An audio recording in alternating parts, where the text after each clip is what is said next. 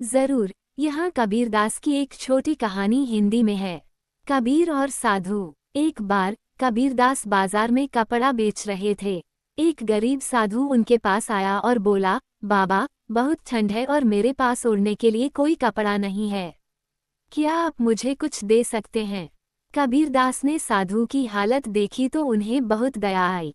उन्होंने बिना किसी हिचकिचाहट के अपना सारा कपड़ा साधु को दे दिया। उनके साथियों ने कहा, कबीर, तुमने ये क्या किया? अब तुम क्या बेचोगे और घर क्या लेकर जाओगे? कबीरदास मुस्कुराए और बोले, जो देने वाला है वह सब जानता है।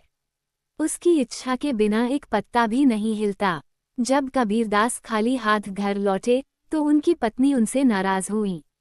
उन्होंने कहा, तुम हमेशा ऐसे ही करते हो, तुम्हें घर की भी तो चिंता करनी चाहिए। कबीरदास ने शांति से कहा, प्रिय, चिंता मत करो, जिसने साधु को दिया है वो हमें भी देगा। उसी रात एक धनी व्यापारी कबीरदास के घर आया।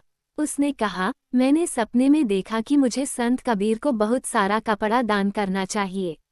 ये कहकर उसने कबीरदास को ढेर सारा कीमती कपड़ा दिया। कबीरदास और उनकी पत्नी ये देखकर हैरान रह गए। उन्हें समझ में आ गया कि निस्वार्थ भाव से दूसरों की मदद करने का फल हमेशा अच्छा होता है। कहानी से सीख। ये कहानी हमें सिखाती है कि हमें हमेशा दूसरों की मदद करनी चाहिए, खासकर उन लोगों की जो ज़रूरतमंद हैं।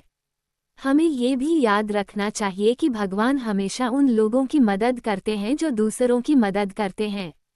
निस्वार्थ सेवा का फल हमेशा मीठा होता है।